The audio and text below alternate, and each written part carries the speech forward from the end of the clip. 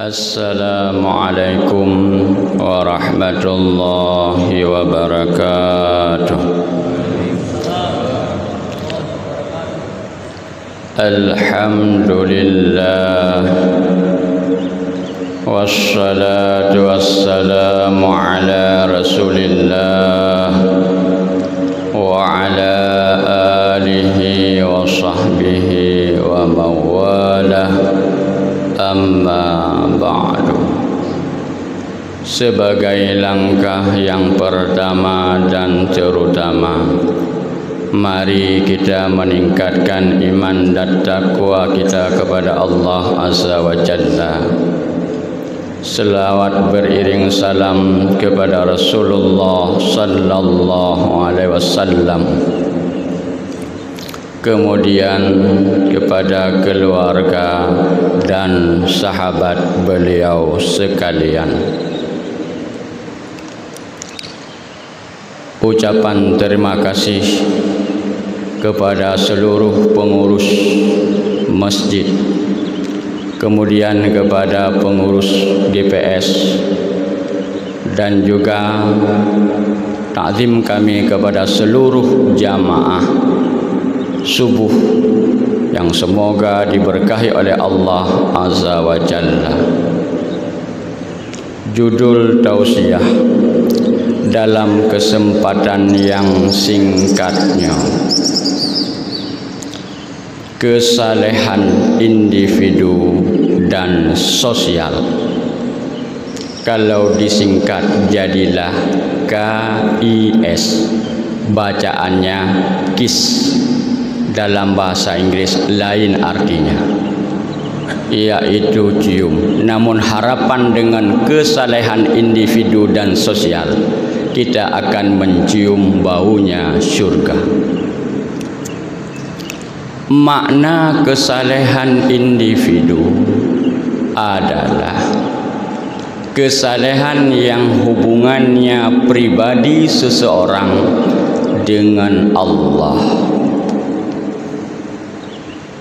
yang lebih dikenal dengan hablum minallah.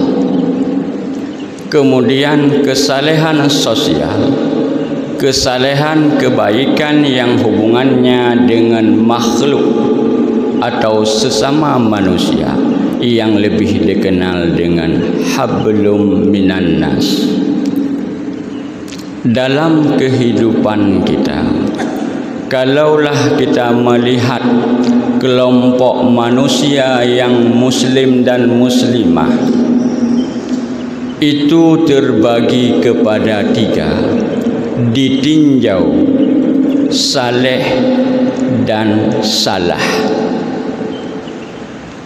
Yang pertama adalah kelompok yang pertama, kelompok yang saleh individu dan saleh sosial. Yang kedua, kelompok yang saleh individu bermasalah sosial. Yang ketiga, saleh sosial bermasalah individu.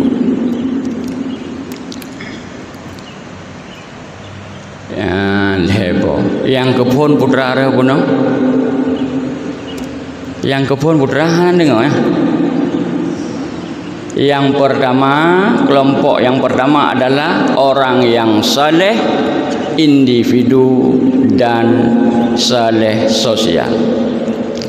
Orang yang saleh individu artinya hubungan hablum minallah dengan Allah baik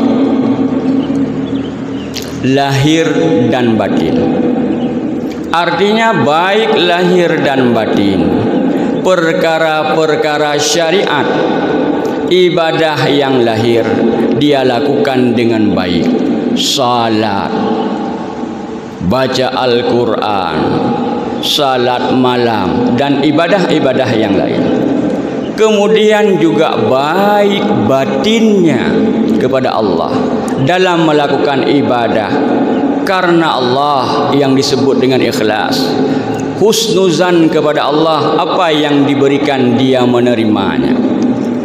Yang kedua, artinya kesalehan sosial, kesalehan yang hablum minannas, hubungan dengan manusia baik lahir dan batin. Lahir bagaimana dia interaksi secara lahirnya, kawannya sakit dia berkunjung, kawan membutuhkan maka dia membantu. Dan baik batinnya, yaitu dengan bagaimana dengan saudaranya dia tidak pernah suuzan, buruk sangka, dan tidak pernah iri, tidak senang kepada nikmat yang Allah berikan kepada dia.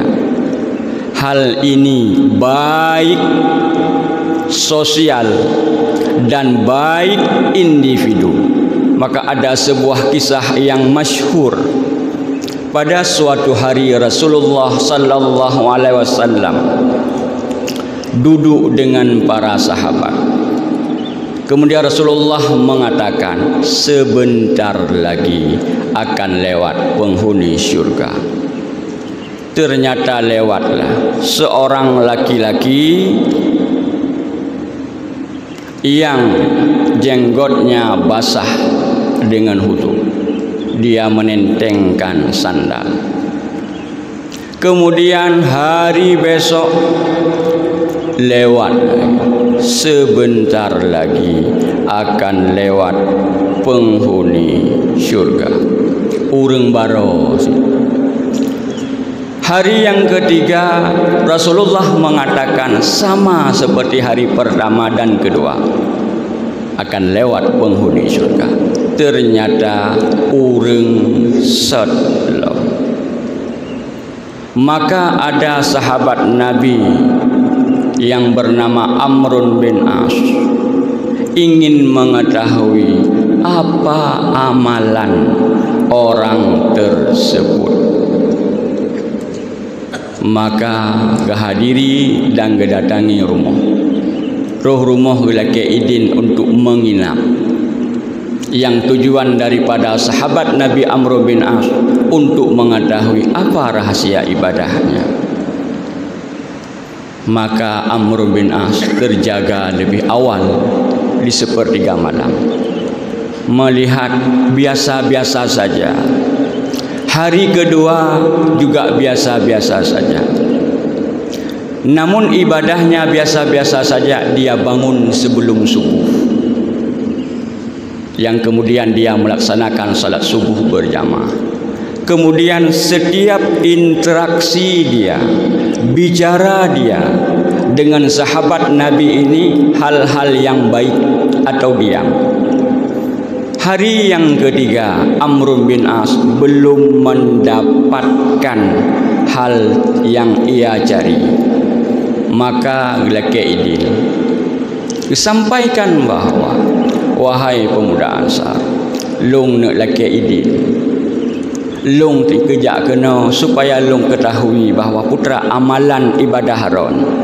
Karena Rasulullah sallallahu alaihi wasallam mengatakan, engkau iaitu penghuni syurga lewat iron siro dua ura kele. Rasulullah mengatakan, maka long ya, namun long galom long dapatkan hal sesuatu yang long cari tentang rahasia ibadah haram.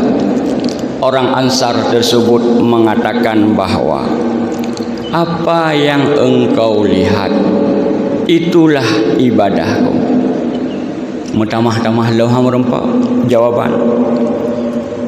Kemudian dilanjutkan, namun jiwaku tidak pernah yaitu tidak senang kepada kaum muslimin, artinya iri.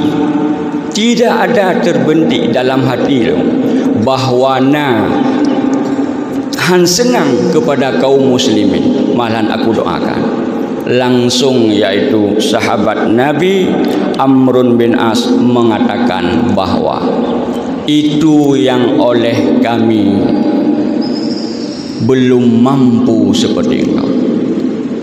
Apa pelajaran penting di situ? Yang pertama, orang Ansar ini yang Rasulullah katakan penghuni syurga, dia yaitu bagus dengan Allah. Salat wajibnya malahan berjamaah, sunnah-sunnahnya dia lakukan, wuduknya lebih awal di rumah. Kemudian dengan manusia dia berbicara hal-hal yang baik. Yang selanjutnya dia tidak pernah curiga dengan tamu yang datang, husnuzan dia. Maka ini adalah orang yang saleh, individu hubungannya dengan Allah, dan juga saleh yang sifatnya sosial, hubungannya sesama manusia. Itu yang pertama. Yang kedua putra Buna. Yang kedua, orang yang saleh, individu, namun bermasalah sosial. Individunya nampak bagus hubungan hablum minallah dengan Allah, namun sosialnya bermasalah. Ada sebuah hadis yang diriwayatkan oleh Imam Bukhari dalam Adabul Mufrad melalui jalur sahabat Nabi Abu Hurairah. Datang yaitu ibu-ibu kepada Rasulullah sallallahu alaihi wasallam. Ya Rasulullah, wahai Rasulullah, inna fulana, sungguhnya ada seseorang taqumul lail, dia yaitu membangunkan malam, artinya beribadah malam. Salat tahajudkah, witir, atau membaca Al-Quran, dia beribadah malam. Kemudian watasumun nahar, dan ia berpuasa siangnya. Watasaddaq, dan ia juga bersedekah. Namun wa tu'zi jiranaha bilisaniha, namun lisannya menyakiti tetangga, menyakiti orang-orang di sekelilingnya. Bagaimana ya Rasulullah? Rasul menjawab, la khaira fiha, tidak ada kebaikan padanya, tidak ada kebaikan. Wahya finnar, dan ia di dalam neraka. Kemudian lanjutan pertanyaan, ya Rasulullah, ada seseorang yang ia hanya salat wajib saja, namun wala tu'zi ahadan, namun tidak pernah ia menyakiti siapapun. Ahadan dengan negara, siapapun. Ibadahnya salat wajib, sedekahnya sangat-sangat sedikit, tapi dia tidak pernah menyakiti seorang pun. Bagaimana ya Rasulullah? Rasul mengatakan, hiya fil jannah, ia itu di dalam surga. Lakaidin bro.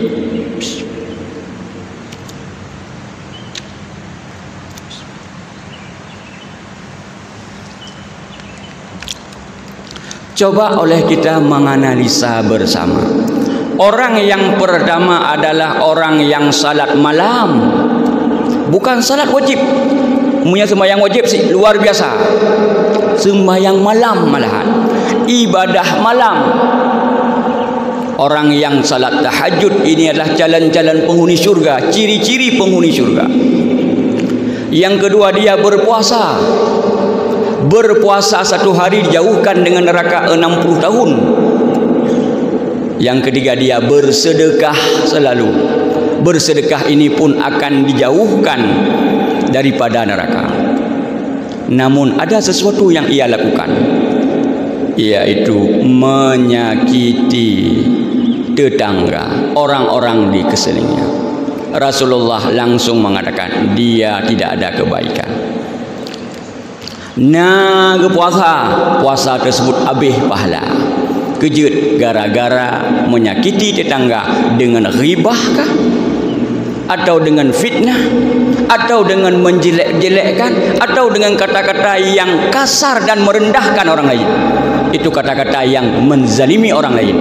Maka kebaikan akan diberikan kepada orang lain. Nah, semayang malam habis pahala. Nah, sedekah habis pahala. Kalaulah sudah habis pahala, apa jadinya? Dosa orang lain ditarik. Maka tidak ada kebaikan, kata Rasulullah. Kalau kebaikannya tidak ada, yaitu merupakan orang muflis, orang-orang yang rugi di akhirat. Na puasa kebuka kahana pahala kagiuk kau. Maka Rasulullah mengatakan dia dalam neraka. Orang yang kedua, salat wajib. Pahala salat wajib dia jaga. Hana sedekah ke kau, hana sama dia ke kau, nganggekeun ke kau. Orang lain menjadi pembicaraan, beliau bersabar. Bersabar tersebut menambahkan pahala. Pahala yang dipertahankan oleh beliau. Kemudian yang kedua, bersabar menambahkan pahalanya. Maka Rasulullah mengatakan kepada dia, karena tidak ada satu orang pun yang ia zalimi, tidak ada satu orang pun yang ia sakiti, maka Rasulullah mengatakan dia dalam syurga. Kaum muslimin yang diberkahi oleh Allah Azza wa Jalla, orang yang kedua hubungan dengan Allah nampak baik tapi bermasalah sosial. Artinya apa? Ibadah individu tapi ibadah sosialnya rusak, merusak amal ibadah individu yang hubungan langsung dengan Allah. Kaum muslimin dan muslimat yang diberkahi oleh Allah Azza wa Jalla. Yang ketiga, yaitu orang yang saleh, baik sosialnya, hubungannya dengan manusia, namun bermasalah individu hubungannya dengan Allah. Contoh, orang yang sosialnya tinggi, menyeduk bak kedai kopi mungkin goknyan bayar phone, menyenak acara sosial goknyan ike. Nah, orang susah goknyan peduli luar biasa, ramah luar biasa. Namun apa yang terjadi? Semayangkan. Kok god orang pegah. Kok god goknya semayangkan. Bagus yaitu sosialnya, bermasalah yaitu ibadah individu hubungan dengan Allah. Atau bagus sosialnya dan nampak nilai ibadahnya, tapi beribadah bukan karena Allah, batinnya bermasalah dengan Allah, tidak ikhlas. Sebagaimana itu sebuah cerita yang disampaikan oleh Rasulullah sallallahu alaihi wasallam, riwayat Muslim, bahwa ada 3 golongan yang lebih awal dipanggil dan dihisab. Pertama, orang yang dermawan. Katanya putra amalan rong, long lebih harta, maka long sedekah. Allah mengatakan dusta, bukan karena aku, tamun neraka. Yang kedua, para syuhada, orang yang memerangi orang kafir dan meninggal di medan perang, yang disebut dengan syahid. Kita yang putra amalan long perang, meninggal di medan perang. Maka Allah mengatakan dusta, engkau berperang bukan karenaku, tapi untuk dikatakan pahlawan, untuk mendapatkan dunia, neraka. Kemudian yang ketiga, seorang yang belajar ilmu agama, mengajarkan bukan karena Allah, maka ia pun bermasalah. Ini ibadah sosial, dermawan, memberikan kepada orang lain. Kemudian jihad untuk mempertahankan, yaitu kawan-kawannya, Islamnya, sifatnya sosial, mengajarkan kepada orang lain amal ibadah yang luar biasa. Namun apa yang terjadi? Hubungan sosialnya bagus, namun bermasalah hatinya dengan Allah, bukan semata-mata karena Allah. Ini pun bermasalah. Di antara 3 hal tersebut, yang paling baik adalah kelompok pertama, saleh individunya hubungan dengan Allah, dan saleh yang sifatnya sosial. Jangan dipisah-pisahkan. Kadang orang sibuk dengan nampak ibadah pribadi, orang di samping rumah dek-dek terus biasa-biasa menteng katnya. Atau orang yang cukup sosial ikut rapat kena, ikut pertemuan ke sana, menghadiri undangan perkawinan luar biasa, luhur dan semayang. Na rapat asar, na pertemuan bak kedai kopi, asar dan sembahyang. Tidak salat asar bermasalah. Man taraka salatil asri faqad habita amaluhu. Siapa saja yang meninggalkan salat asar, maka terhapus amalnya. Artinya amal pada hari tersebut. Kalaulah kita ingin membuka lembaran, siapa yaitu teladan kita yang mampu melakukan kedua hal tersebut, saleh individu dan saleh sosial, yaitu Rasulullah sallallahu alaihi wasallam.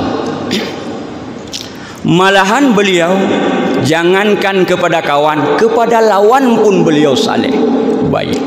Wate gaya dakwah Taif, apa yang terjadi? Hanagat disambut oleh masyarakat Taif, malahan dihina, malahan dilemparkan dengan batu, sampai-sampai malaikat penjaga gunung mengatakan, Muhammad, izinkan, minta kepada Allah supaya lungkop gunungnya kepada Taif.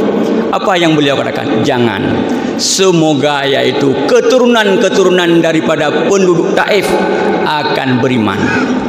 Malahan dalam kitab-kitab riwayat Nabi kita baca, Rasulullah mendoakan dengan doa yang luar biasa kepada orang yang menantang beliau. Allahumma hdi qaumi fa innahum la ya'lamun. Ya Allah, berikan petunjuk kepada kaumku. Artinya orang yang aku dakwahkan, berikan petunjuk. Sesungguhnya mereka yaitu tidak tahu. Nyan lagi nyan, man menyegetanya tak dakwah lagi nyan. Getanya malaikat, kai ceruk dengan mata kiban, hambu, bek kubah, madum, nak itu rilung. Tidak Rasulullah. Beliau dengan Allah baik, dengan manusia walaupun itu menantang beliau, beliau mendoakan. Teladan yang sangat baik. Salam contoh Abu Bakar. Pada suatu hari Rasulullah sallallahu alaihi wasallam menanyakan, siapa yang hari ini berpuasa, puasa sunat? Beliau menjawab, saya. Siapa yang hari ini memberikan makanan kepada orang yang membutuhkan atau fakir miskin? Saya. Siapa yang hari ini menjenguk orang sakit? Beliau menjawab, siapa yang hari ini mengantarkan jenazah, bukan salat jenazah, mengantarkan jenazah ke kuburan? Abu Bakar put boh pertanyaan mamput boh. Pelajaran penting ini putar dan ecok. Yang pertama puasa, nyo yang hubungan langsung dengan Allah, ibadah individu. Yang leboh tu ibadah sosial, membantu, memberikan makanan sosial, menjenguk orang sakit sosial, mengantarkan jenazah sosial, ibadah sosial yang beliau lakukan untuk mencari ridha Allah. Maka dalam kehidupan katanya, kalau mencontohkan kepada manusia terbaik setelah Rasulullah yaitu Abu Bakar, beliau lebih banyak juga ibadah sosial. Umar bin Khattab yoga lamjid khalifah, mungkin tahajudnya luar biasa. Waktu jadi khalifah dia kalian urung lebih banyak fokusnya kepada nilai-nilai sosial di mana orang yang membutuhkannya, sehingga ibadah sunat beliau sedikit lebih banyak kepada ibadah sosialnya yang sifat interaksi dengan orang lain. Maka untuk nilai ibadah katanya, cara yang paling mudah tingkatkan ibadah individu, tapi juga tingkatkan ibadah sosial. Karena ibadah sosialnya yang mudah menambah pahala. Karena Rasulullah sallallahu alaihi wasallam mengatakan, man dalla ala khairin falahu mithlu ajri fa'ili. siapa saja yang menyeru kepada kebaikan, mengajak kepada kebaikan, pegah nyobut kebaikan nak ngejak, maka pahalanya sama dengan orang yang melakukan. Umpamanya acara GPS, ya sembahyang subuh, nak ajak sidronya merempak pahala sembahyang subuh berjamaah si malam bengah. Ban si malam bengah jilai kepada orang yang ajak. Nah tapakat si peluhro nyan merumpak pahala pribadi jilai kepada orang yang mengajak. Kaum muslimin yang diberkahi oleh Allah Azza wa Jalla. Terakhir, sering tak tanggap oleh katanya perkara sosialnya lepas daripada iman. Tapi Rasulullah sallallahu alaihi wasallam mengatakan, untuk sempurna iman butuh nilai sosial, yaitu menyintai sesama muslim. La yu'minu ahadukum hatta yuhibba li akhihi ma yuhibbu li nafsihi. Tidak akan sempurna iman salah satu kamu sehingga menyintai saudaranya sebagaimana menyintai dirinya. Wallahu alam bisawab. Yang long sampaikan betul ada daripada Allah, yang salah daripada ulun tuan. Subhanakallahumma wa bihamdik asyhadu an la ilaha illa anta astaghfiruka wa atubu ilaik. Assalamualaikum warahmatullahi wabarakatuh.